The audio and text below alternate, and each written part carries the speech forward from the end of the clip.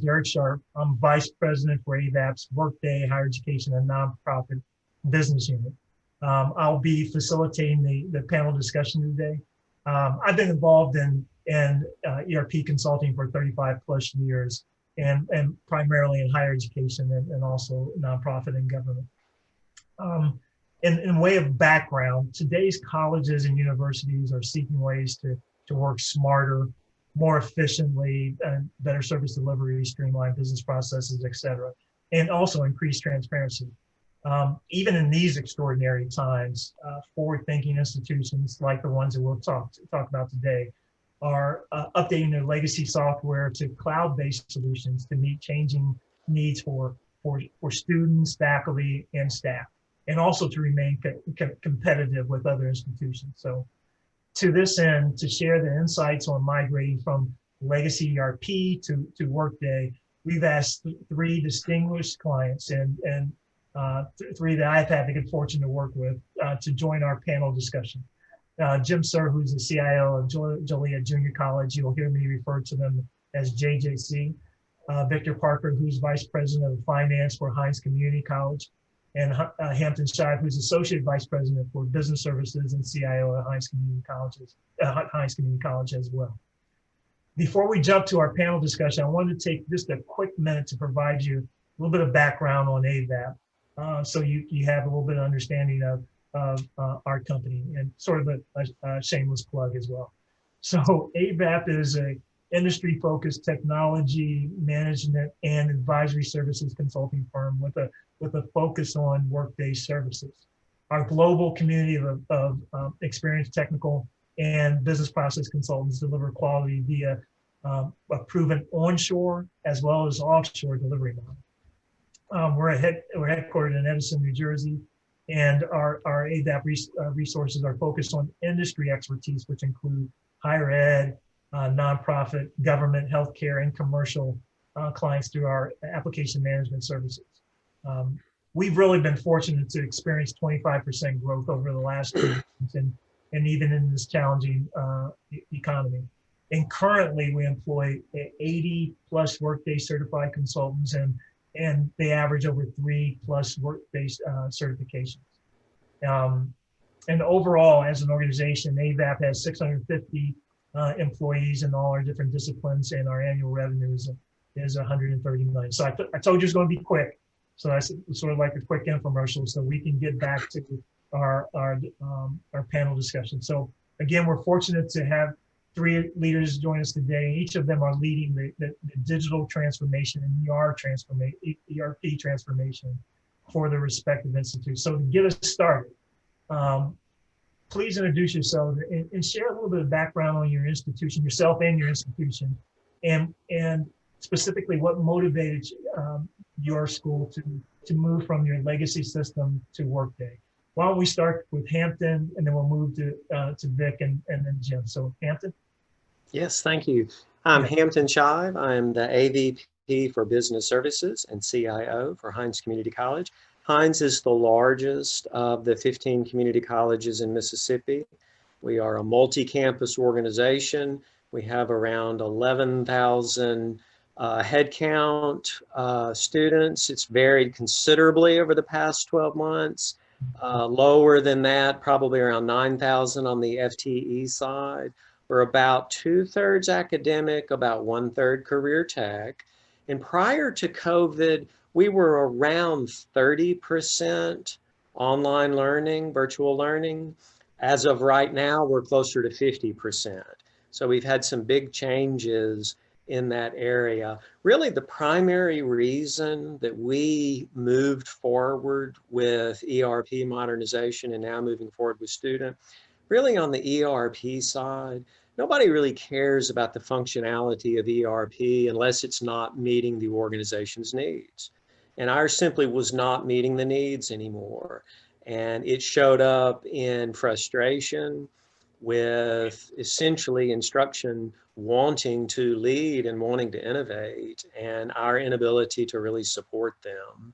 And so you can look at it from that perspective. We also started to see findings in our financial audit that were clearly tied to our inability really manage our environment appropriately with our existing tool set. So we recognized that we're trying to operate a modern institution, but we were doing it with a legacy tool set, and we recognized we simply had to move forward, and we made that choice. Thanks, Hampton. Vic? Thank you. My name is Victor Parker. I'm the Vice President for Finance at Hinds Community College, Chief Financial Officer. I've been in this position since July 1 of 2019. Just to add a little bit more to what Hampton shared, Hinds Community College being the largest institution within the state of Mississippi, we're also one of the more spread out. We're multi-campus, 6 dedicated campuses, plus other centers, over 2,000 acres, over 200 plus facilities. So one of the things that when I came on board in July 1, we were actually starting with the ERP implementation, and it could not have been a better situation because I utilized it to assess our entire business services area and division as we went through that implementation, and just what it provided on a daily basis, monthly basis, whatever the case is, with just more and more information, deep dives, more and more streamlining, need for alignment, need for efficiency. And one of the major reasons I can look back over the last 15 months plus and just look at our position now of moving into that environment where we can actually adapt to things. Hampton mentioned a pre-COVID operation and now a post-COVID operation. We were finalizing our implementation in the last quarter of FY20 while COVID was happening. And we sit and look at that timing, and we have the realization at this point, if we were to not have this tool set and COVID were to hit now, we would actually be in a detrimental situation with an institution our size, a budget our size, and the multiple facets and components that we look at as we go through our daily lives. Hey, that's great, Vic. Jim?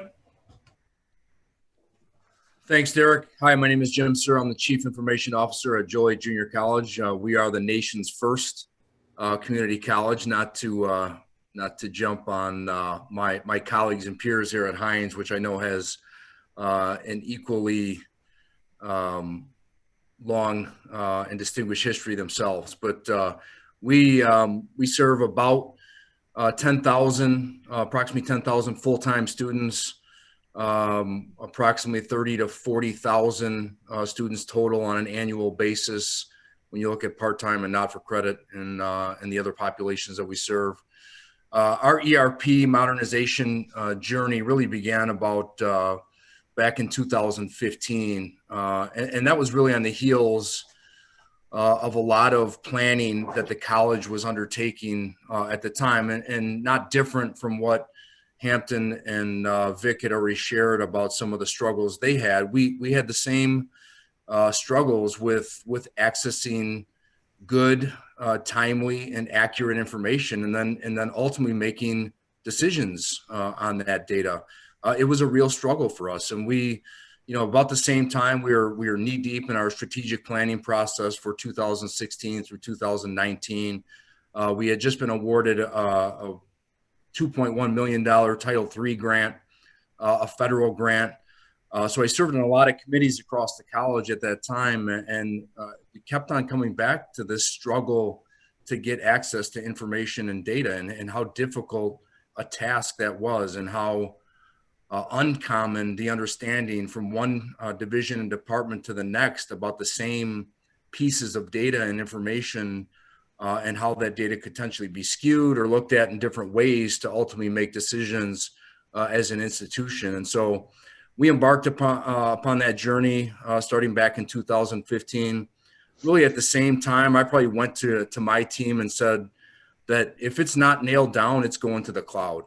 And I was serious about that. I said it half jokingly, but I was serious about that. And thankfully I had an enlightened team that really believed in that same mantra, that the cloud was here to stay, and that we were going to move everything that we possibly could into the cloud. And at the core of that, of course, was our legacy ERP system, which we've now had for 30 plus years. And we didn't see a good roadmap or blueprint for how that how our core ERP was going to be modernized going into the future, into the cloud, and into the future on modern technologies. There was increasing cost and complexity in maintenance of that system that went along with that as well. That so it was really kind of a three-pronged perfect storm, if you will, of events that really led us to start down this path of modernizing our ERP. And oh, by the way, modern ERP solutions, really specifically for higher ed and for the student systems, started to show up in the marketplace. We started to get more phone calls about those type of solutions. And so we started our journey then. And lastly, just to wrap it up, you know, it took us 4 years, quite frankly, from 2015 to get to the board meeting where it was approved in October of 2019. So you can imagine what that journey is like. Certainly, I think the pandemic has dramatically increased the pace of which I think modernization needs to occur. Again, that's my opinion. So take it for what it's worth. But it's been a heck of a journey. There was a lot of leadership transition at Joliet Junior College as well during that time. A couple of presidents, multiple transitions at the vice president level as well. That kind of added to the time it took for us to get to that decision ultimately last fall. That's great. Thanks, Jim. So, you know, we know that the software transition can be a challenge, and a lot of the stuff that you guys already talked about. And then moving from a legacy system to a cloud-based system and transitioning from your ERP is a huge undertaking. I often say that these technology projects are not really about the technology. It's really about the people. And so, what kind of effect did the change, the transition going from ERP, premise-based solution to the cloud have on your organization's culture? And, you know, how did you prepare your team for that change? Jim, why don't we start with you, and then let's move to Vic and then Hampton. Well, I think probably Vic and Hampton have probably better perspective because I know they've gone live on the platform at this point. We're still very much in the middle of our go live on platform, which is set for July 1st. But I don't know if you can do enough preparation of your culture and your people to prepare for this kind of transformational change. I really don't. I think, you know, like I said before, it took us 4 years to get to that decision. A lot of that, quite frankly, is about culture. You know, we're 119 years old. That culture is very strong. Let's put it that way. We have, I think, 7 bargaining units on campus. We've had a legacy ERP system in place for 30 years. So you can imagine how much passion there was about this decision ultimately, and the difficult conversations within your culture that have to occur for you to even get to a place where you're ready to make a decision. I think one of the terms that we coined, you know, prior to ever making that selection was this concept of eyes wide open going into this ERP modernization. We wanted to make sure that to the extent that we could, we unturned every stone about what this transformation, what this change was going to look like for the folks in our organization so that we could be prepared. And I'll tell you that, you know, halfway through phase 1 of our deployment, you know, we're still bringing the culture along. And that's a journey that doesn't, you know, start and end with day 1 of your implementation. It's an ongoing evolution of your culture that needs to occur. And you need to get people, you know, you're going to have a percentage of your folks certainly that are bought in, that see the change, that see the vision, that are on board from day 1. But there's still a lot of folks out there that need to be brought along because these are difficult concepts, difficult business processes that have been in place for a long time. There's a lot of emotion attached to the change just in the day-to-day operations within specific roles. So it's something that you certainly cannot take lightly. And I would put it up towards the top of that list of considerations when you consider going down this path. Vic? I agree wholeheartedly. One of the main effects when we came in, and this was a lot of determining factors of deciding to do a project of this magnitude is there has to be an understanding that you're going to have just a wide range of emotions. You're going to have employees that buy in, that want the change. You're going to have employees that will follow the other employees or do what they need to do, so to speak, to keep employed. And you're going to have some that will fight tooth and nail. And the first thing we wanted to do is kind of understand why they were fighting tooth and nail. And Jim, I'm going to agree with you. We've had, an institution that's been around for a while, and we've had a president for around 42 years. So it was very much steeped in a cultural standpoint of this is the way it's been operated and so forth. And our legacy system was 20 plus years of age as well. So it's one of those things that individual employee who may own that policy, that procedure, or whatever the case is, this was going to very much interrupt their world. It could very much take away their responsibilities, adapt their responsibilities. And that had to be one of the major things that we looked at. Now, I will go ahead and say this on the front end. Hampton and I, as we met to begin the implementation, change management was a very big, just a big consideration for us. Working with the AVAP team that we actually set aside and had that change management module that we went through, and that was one of the major shifts that for any kind of success, I can't give enough credit for that. And I'll be honest with you, we went in, or I'll say I went in very, I like the term eyes wide shut. My eyes weren't as wide as they needed to be to start the implementation. I'll just be honest. When you think of an IT implementation, there is a misconception that, well, that belongs to IT. They're going to do this. They're going to roll it out. They're going to say, this is what it is. And I just have to show up and be the end user. This isn't the case. This is owning the entire implementation, the entire business process, and making that change holistically throughout the institution. So yes, that culture went from excitement, went from up in the air, went from we wanted buy-in. Actually, in December, halfway through our implementation, we actually identified someone to come in to our area just to lead the change management, lead the trainings from a position that we had not had just 6 weeks earlier when we had done some additional implementation. So if we're going into this, and I do, again, Jim, love the eyes wide open, that is a major shift. An institution our size, Joliet and Hinds Community College, even a 15 to 20% reluctance rate, you're still talking about 200 plus employees that will be reluctant to accept or reluctant to use it. We needed 100% buy-in for it to be successful. It was too large of an investment, too important for our institution, not for it not to be successful and moving forward. Thanks, Vic. Anthony? Derek, the spectrum of change that occurs throughout the implementation is so wide. And I would say that where we are in December, having gone live on platform July 1 of this year, we're at a very different point right now than we were September 1, August 1, July 1, and keep going back. And so even though I feel like we were given the best possible guidance by very experienced people in advance, you really can't until you experience it for yourself.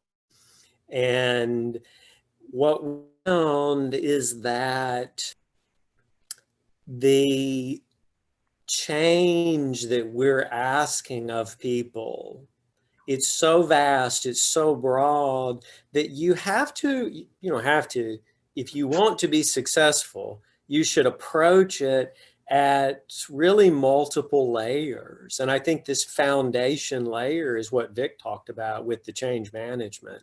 That was a component that I cannot imagine what would have happened if we had not had that component. We had really no experience with institutional change management in the past. It was not a capability for us.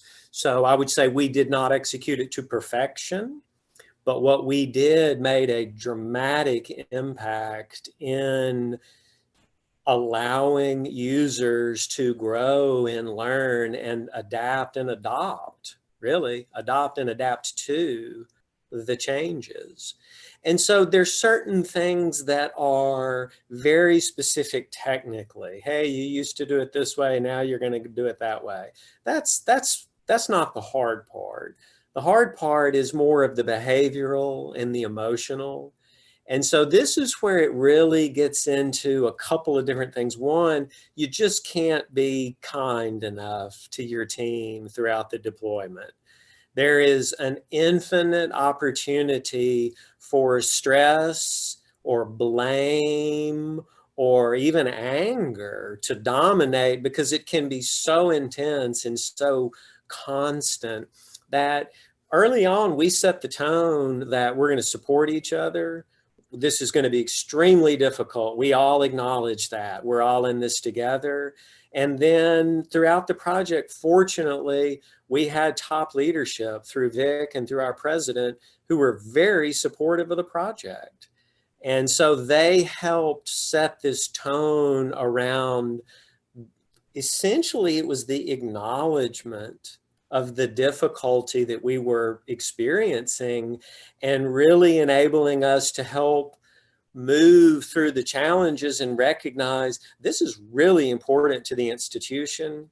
Our top leadership recognizes this and they're supporting us. And so that really helped support and give energy to the team. Now, with that said, you cannot for any amount of time deceive yourself that it's an enormous undertaking and for everyone involved. However, we're finding that we're already receiving exponential benefits from the energy that we've put in. And so we can gladly talk about what we might have done differently and what we see now. But the main thing that we're seeing right now is we are able to solve complex, unexpected business problems right now that a year ago, Derek, absolutely no way we could have been solving them. And so all these challenges and the changes and the pressure, suddenly we're in this zone now where people are recognizing, goodness gracious, we have the tools that we need. If Dr. Parker throws us a curveball like he's done in December, we rise to the occasion and we say, hey, we've got this. It gets back to what Jim was talking about in Vic as well. Information. You have to be able to see what's going on. You cannot make intelligent financial decisions unless you can see where you are financially right now. And we've got that now. We've never had it before. That's amazing. Thank you, Hampton. So shifting subject to the topic of transitioning to software, can you talk a little bit about the motivation of each institute in making the selection specifically to Workday? And what were the factors in making those decisions? So why don't we start with Vic, and then let's move to Hampton and Jim. Well, the main motivation for us, or from the financial side, was obviously the lack of ability to support our financial functions, as Hamp kind of referenced to prior to this year. Being able to more agilely support our financial functions, our reporting functions, that has been a game changer. So that has been exactly what we have needed, exactly what we have wanted. And I'll give her, for instance, on a executive level from a monthly board meeting situation, we would put together financials. We would start putting those financials together 3 to 4 days prior to our board meeting. And so when I reported on those financials the day of the board meeting, some of them may be accurate, some of them may be not accurate. Other actuals, other encumbrances may have come in, other refunding mechanisms may have occurred. So they were only as accurate as the information that we were given, or the decision making was only as accurate as the information we had at that time. That same board meeting, the very next month after we went live with implementation, I submitted information 1 week prior to board, and then I updated it the morning of with actual financial data, and was able to talk about the delta, the difference of what occurred over the last 5 days in real time and real intuitive nature. We went, and one of the things that we were very good at, which is not a pat on the back, we were very good at being transactional. We had a large institution. We had a large employee population that owned their specific transaction. They knew, if something came to them, what to do with it, where it went afterwards.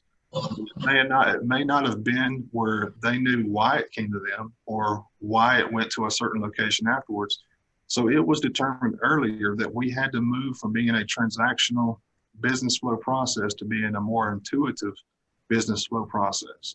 Because one thing that we can attest to that each one on this call has seen the last 6 to 9 months is we've had things change almost on a weekly, monthly, daily basis, if we'll go ahead and be honest with ourselves. The intuitiveness that we have now is was not possible prior to. Hemp kind of spoke to our December here. So last Friday, I brought our team together, multiple areas, our IT department, our human resource department, payroll, accounting, grants team, so on and so forth. And we had a situation come up, and I said, I'd like to do this month. It would involve multiple layers of collaboration from multiple departments. The answer last December would have simply been, no, we don't have the capability. And I challenged our team. And we had a call this morning at 9 o'clock that basically we've had 2 Zooms prior to last Friday just to check in on our progress. This morning, we're on track to execute this plan that I brought up to our team last Friday. We're on track to execute it next Tuesday. So it's one of those that the ability to be streamlined, to align a business services division, a financial division as a whole, the value added, it can be quantified, it can be monetized, but just from that situation of being able to adapt, that's what was important to us. Excellent. Jim, you want to go next? Yeah, so for us, I think, getting back to our planning around 2015 or just prior to that, myself and I think others across the college in our conversations, we fantasized about, and would come up in conversation regularly, we need one system, because as applications started to become more modernized, as the cloud became more prevalent, we found ourselves implementing more third-party applications and then having to integrate them to our now 30-year-old legacy system. And that is not only is it a thankless task, but it's very bluntly, it's a fruitless exercise, in my opinion.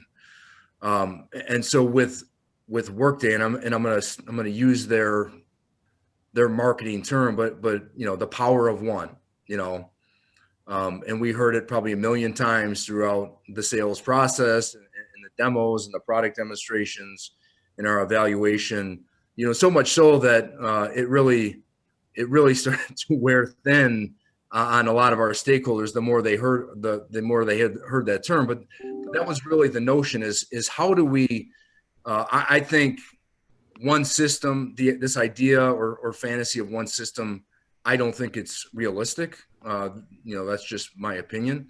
I think there will always be niche third-party applications that are very good at what they do. But for us, part of our guiding principle was to decrease complexity and decrease the number of third-party applications that we had to integrate with. And we wanted to roll more of that functionality and capability back into the core ERP system as a result, to make so we could really leverage the power and make it more easier to use and more intuitive, stealing one of Vic's words, more intuitive for our end users and stakeholders across the institution. Anthony, you got anything to add?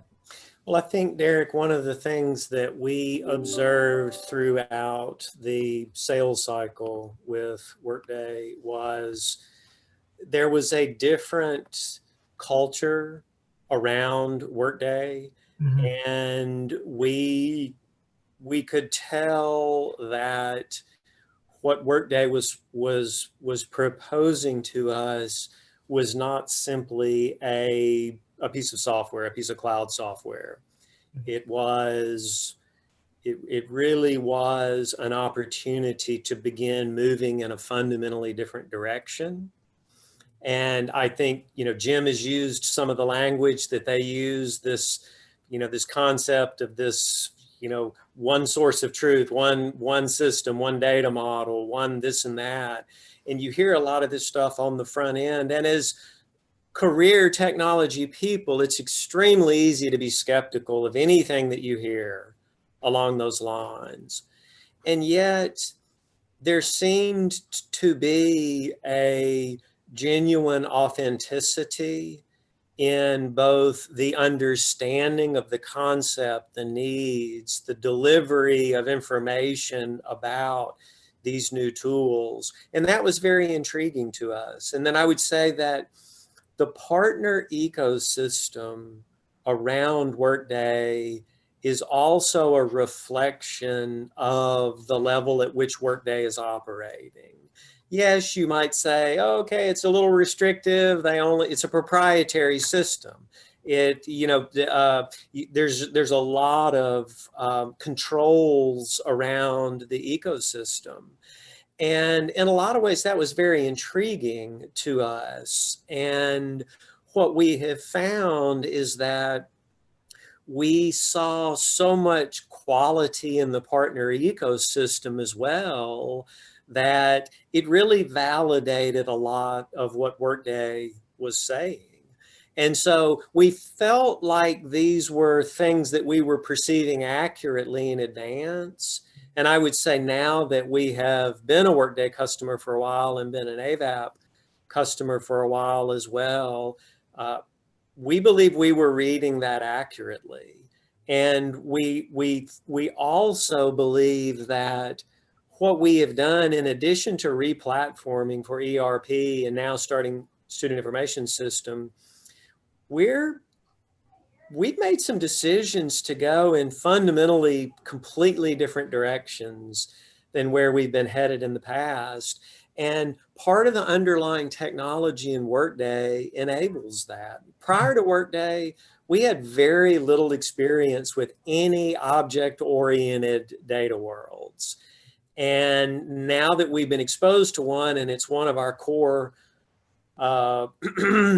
data repositories now, if you will, is built in this object-oriented model, Derek, the possibilities that are available to us simply have not been there in the past. And so from a technological standpoint, Workday is offering some things that we did not have access to in the past, and we felt like were better suited for our environment than some other competitors. And we felt the same way about the culture of the company. And a few moments ago, we're talking about culture and change and the connection with those. It extends throughout this entire ecosystem. And we believe that Workday is really bringing their A game to the table every day. And we believe that AVAP is bringing their A game to the table every day. And it really shows up, and it really requires it. The work is that demanding, and the reasons that we're doing it require talent and tools of the highest caliber. And we have found that to exist in the Workday ecosystem. Appreciate that, Hampton. Yeah, I'll just say real quick, Derek, on the notion of culture that Hampton brought up, because I think it's a great point and one that needs to be reinforced, is that we saw the same thing in Workday's culture through the evaluation process, and really felt like they had built a culture that we talked about creating or establishing at Joliet Junior College. And it really is something, and maybe that is the secret sauce behind the products and services and the customer satisfaction services that they provide to their customers across the world, of course. But I think that that culture that they've built was one for us that we recognized throughout the process, and one that we talked about trying to emulate or trying to create ourselves. So I think it's a great point, Hampton. I think so too. Building on your point about changing, things that you did before, how did you challenge your different business units not to do business as usual. You have a chance to walk through all your business processes, and for some of the business units, it's probably, well, this is the way we always done it. We're just going to move it from the legacy system to Workday in the process that we've used before. This is a chance to really design your business processes in a way to be all the things that we talked about earlier, be more efficient, more transparent, et cetera. How did you stay away from doing the things the same way? Can you talk a little bit about that? Absolutely. So Derek, one of the things that we saw pretty quickly was that most of the people across the business services division, what they did on a day-to-day basis, they performed tasks, but they did not necessarily understand the end-to-end processes that were going on. And in the legacy environment, processes happened really in isolation, and then tasks behind the scenes sort of pull a lot of that stuff together. But in the Workday environment, you cannot perform a function without an understanding of, if you start something on one side, Workday's going to make you complete it on the other side. And these two departments might not like to work well together today, but Workday won't allow that to happen. Workday forces the departments to collaborate. And so in terms of business process, what we found was we had to have a layer in our deployment that was primarily on the Hinds side, but would get guidance from AVAP around best practice, around business process, really helping to attempt to articulate our vision for what we were trying to accomplish. We clearly knew that we needed very, very easy structured visibility into revenue flows. We didn't have that in the past. We knew we needed that, but we didn't necessarily know how to articulate that into how to configure customer accounts and ad hoc bang, blah, blah, blah, the technical parts of it. But having this vision around Vic Parker needs to know immediately what our net cash position is. What are the pieces and parts that need to come together in order to make that happen? So specifically around business process, I believe that deployment effectiveness goes way up when there's a higher level vision around what we're really trying to accomplish. And then we take these pieces and parts and work together to make sure that it's going to accomplish that. But the idea of taking 3 or 4 people and putting them in a room and asking them to design a new business process, that's not how it happens. And it really takes people getting out in front of that team and saying, okay, let's think about this, let's think about that. This is part of the end game. It takes a lot of leadership, where if you put the right leaders in front of the team can do the work. But you can't just put the work in front of the team and expect them to understand what a next generation architecture should look like and then build it. Great. Vic, just to add a little bit on that, Derek, if I could, Yep. Hampa brought back some memories, as so to speak, but it was one of those things that early on, I kind of talked about a couple of things that I'd like to see. And one of my best professional days that I ever had came after the week of deployment.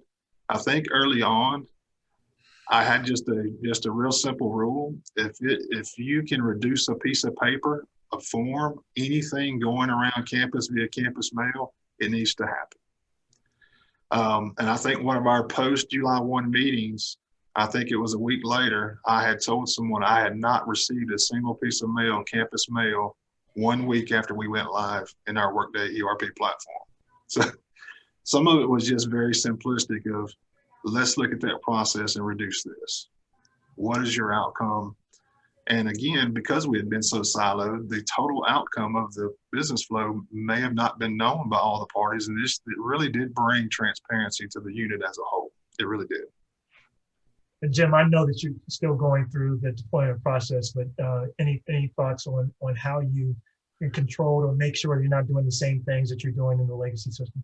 Yeah, it's a great point, and I think Hamp and Vic covered it extremely well. I'll just say, going back to this idea of eyes wide open, this particular topic is one we talked about so much, throughout the entire evaluation process up until the decision, and we're still having a lot of those hard conversations now as we're really digging into the business processes and the way we do business today, and how the business processes are gonna change, in some cases dramatically, across the college as we move forward with the implementation of Workday.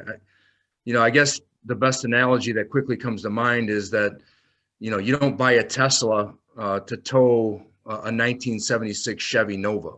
You want to take advantage of all of the things that Tesla is going to give to you as a modern, piece of automotive technology and software. Quite frankly, you don't want to, buy Workday and then take all of the existing business processes that you're doing today in your legacy ERP and then try to just replicate those in the new modern solution, because in a lot of cases it just doesn't work, right? But if you're going to do that, why even, make the investment, both financially and institutionally from a resources standpoint, if that's what you're going to do. So No, that's good. It's a fair point. So next question, I know that we talked about Hinds and their go live with platform, which is HCM, payroll, and finance. So for those that are new to Workday, and that JJC is in the middle of their deployment, they're going live in July 1 and very successfully going down that path. Both of you decided to also deploy students, right? And students on a different path. Let's talk a little bit about what's your expectation and what you're looking forward to on that project, on the student project, what sort of outcomes and the decision making around moving towards student. Jim, why don't we start with you and move to Vic and Ham? It's probably not dissimilar to what the things that we've already talked about, but it's really about, access to information in a timely, accurate fashion, so we can make, like Hampton has says multiple times, we need to see the data right now so we can make a good informed decision based on that data. I don't want to look at data that, that's already, historical and try to make a decision about what I'm going to do going forward, because we know that more often than not, that's going to turn out to be a bad decision. So it's really about making sure that our student development folks have the data at their fingertips so they can make good decisions. And I think ultimately, this is going to be stating the obvious, but we wanted to positively impact the student experience from cradle to grave. How do we make it easier for students to do business with Joliet Junior College? I think ultimately that's the vision and that's the goal for all of us. That's great. Vic, any thoughts? I couldn't have said it any better. The entire life cycle of the student, we want that experience to just be well-rounded. And I'll be honest with you, as we started rolling out the ERP platform to other stakeholders within the college, it was quite comical. They would say, well, are we getting this on our side? Are we getting this in admissions? Are we getting this in student services? When can we do this?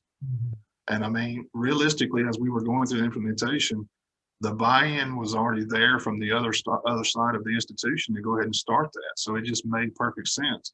Then obviously we talked about reducing some of our other needs, some of our other integrations, and it just made sense to align. As we're looking at our student accounts, as we're looking to go through and have a billable table that is very streamlined, that we can adapt. As we're going through and looking at our credit hours charges on the student accounts, we've gone through the gamut of an academic calendar in the last 6 to 9 months where, okay, do we need to postpone this start date? Do we need to truncate this 16-week schedule? Do we need to execute a timing issue earlier? Well, how would that trickle down to charges? How would that trickle down to a full-time, part-time, 4-week session, so on and so forth? And it just made complete sense. If we were going to have this digital alignment, this transformative piece of tool set that we had, why not go ahead and do it completely? I like what Jim said. I said, you don't get a Tesla to tow a Nova. That's awesome, man. That's just, you don't buy a Ferrari and fill it up with cheap gasoline, or you don't buy a Ferrari and do something of that nature. It's one of those things that just made financial sense. And as we were going through it, we've made some tough financial decisions this year, and it's one of those that we can either go ahead and do this now, or we can see how much it hurts us financially 3 to 5 years from now.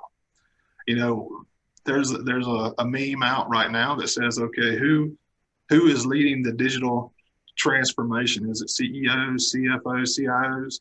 No, it's COVID-19.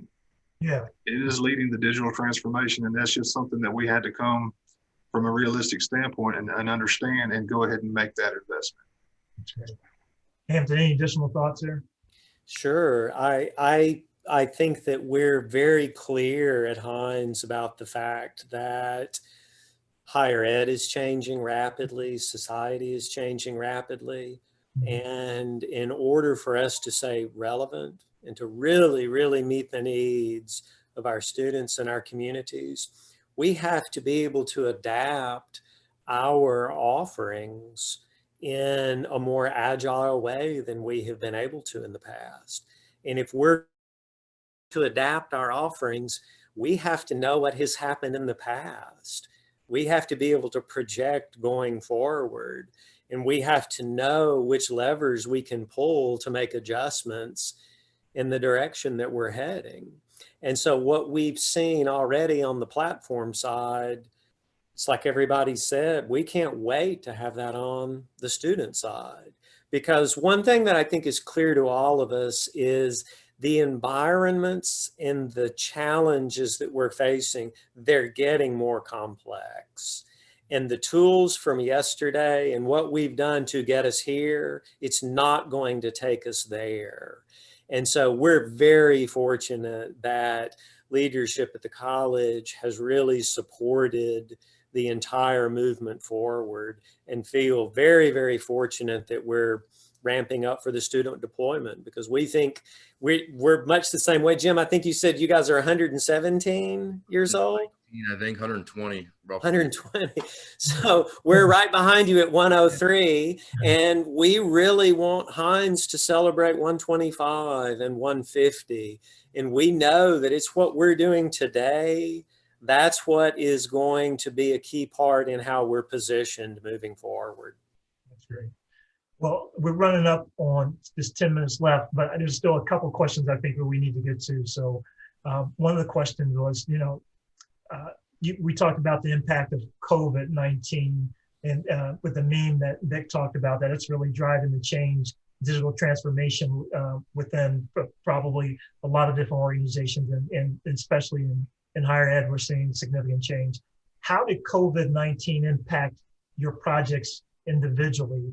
And how did you go through the process of either deciding to move forward or not to move forward? Can you talk a little bit about that?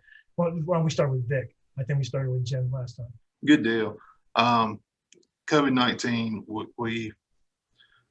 we can just look back on a roadmap the last 9 months and just see how much we can go from a local community, we can go from an institutional community, we can go from a societal community, just look at the adaptation that's had to occur in the last 9 months to continue forward. So we had just completed our third quarter of our fiscal year. We were coming out of spring break. We had gone through the week of spring break when we had end-to-end testing, which I believe we had multiple AVAP consultants, multiple Hinds consultants.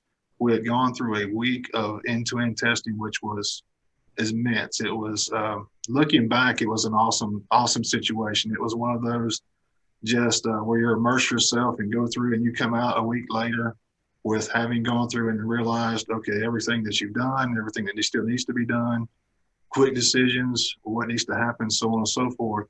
And then COVID hit. Obviously, that changed on a day-to-day, a week-to-week basis. We were still working with our team to implement.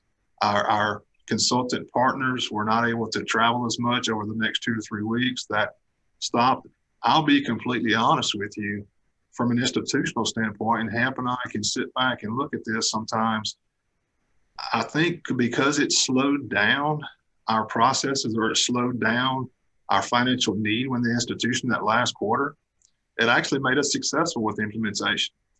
Our last quarter, we had to have a realization that our students were leaving campus. We had, just like every other institution, to make decisions on housing, meal plans, so on and so forth.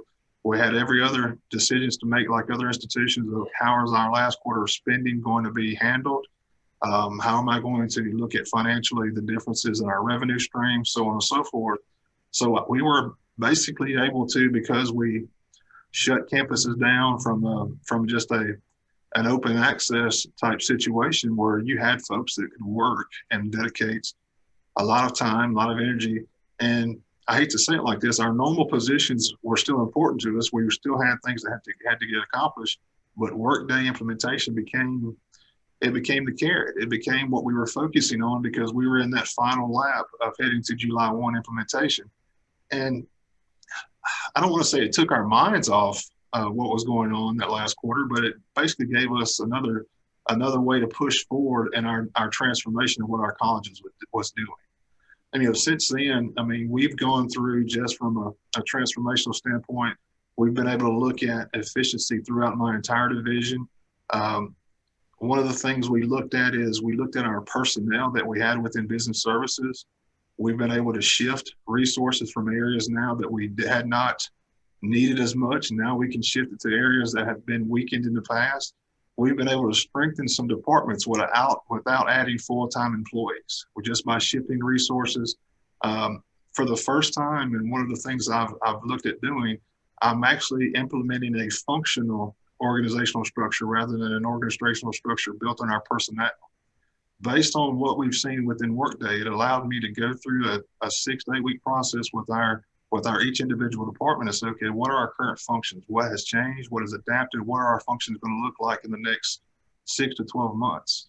And in January 1, we'll implement a functional organizational structure, and we will have realized around $300,000 in savings on personnel costs from shifting human resources from areas that we no longer need them in as much, because they become automated or intuitive, to areas that we need to have strengthened for quite some time, but we now have the ability to. So it's been even though COVID happened, for some of the situations that we've gone through, it's actually been very, very good for us to go through this implementation during this time. Excellent. Thanks, Vic. Jim, why don't we go to you? Yeah, I'll just say quickly that, we made the board approved Workday and AVAP last October of 19, it would have been, finished up contract negotiations probably about a year ago at this time, started the development of our statement of work for platform HR and finance last January, and really started the implementation in earnest in February of this year. And then as we all know, within about a month of that, COVID hit, and we decided to pause the project for about a month, and then restarted the project in April, and have been chugging along fairly well. We've had some pretty significant resource constraints, some unexpected medical leaves and things like that have caused us to slow the project down. We were originally targeted to go live, with HCM January 1st of 2021, but due to COVID and some recent resource constraints that we've had around some unexpected medical leave, some COVID related, some not, and not just line staff, key project team members. And so with that, we've decided to give us a little bit more time and go live with the start of our fiscal 22 year on July 1st. So we're in good shape, Derek, as you know, for that target. And I fully expect that we'll be ready to go live on July 1st of 2021. Excellent. Hampton, any additional thoughts or comments? I do want to note that the Hinds side, everyone on the team, this is our first ERP deployment. We didn't know how to adapt to COVID. This is where AVAP really, really showed some leadership. And I would say that we were by and large remote work ready. And so we were able to pivot to some different work environments. But I particularly want to commend our engagement manager, Analia Morrow, incredibly talented, incredibly committed, able to rearrange, reframe, rethink. And that's really, really what helped us be able to stay on track and to go live on 7/1. And so this gets back to my point earlier around the Workday ecosystem operating at a very high level. If we had not been working with a partner that was bringing a willingness to adapt and an extreme professionalism to the project, I would probably be looking at a 1/1/21 go live for platform, if not later. So really it was the AVAP commitment that enabled us to rise to extremely unexpected and challenging conditions and to move forward and succeed. Yeah, I would echo exactly what Hampton said. AVAP has been a tremendous partner and has really helped us navigate some very choppy COVID waters. Let's just say it that way. Yep. And I think that was that was also a deciding factor that helped us in our decision making to go ahead and move forward with student, was the ability to continue our partnership with AVAP, because they were just truly fantastic in what they've done. And we basically had an internal conversation that if they could do that in the midst of COVID, just imagine what they could do in hopefully a semi-normal environment. So we're right. Thank you. That was great. We're right up with 1 minute left. We can go on, right? We can go on and on, and I can definitely go on having this conversation. I want to turn over to Abby to close out. I want to be mindful of everyone's time, but I really appreciate the time and effort and the great stories and the feedback that our panelists provided. And I think that Abby, we should probably provide our contact information, at least a slide up there, so that everyone, just in case there's any additional questions, that we can have follow up either with us, and we can pass those along to Hampton, Vic, and Jim if necessary. So Abby, I'll turn it over to you. But appreciate the feedback. Appreciate the answers to the questions. I thought you guys did a great job. Thank you. Yes, thank you to our panelists for all of your great insights on migrating from legacy ERP to Workday. I know I learned a lot, and I really appreciated all of your thoughtful insights and information you shared. I also want to thank everybody for joining us today. If you have any questions, please feel free to send them over to info@avap.com, and I will share them with the team so that we can get back to you. If you want to talk at all about digital transformation or Workday and how it can deliver a competitive advantage for your organization, definitely send us an email at info@avap.com and we'll get back to you. Thanks so much. Thanks, everyone. Thanks all. Happy holidays.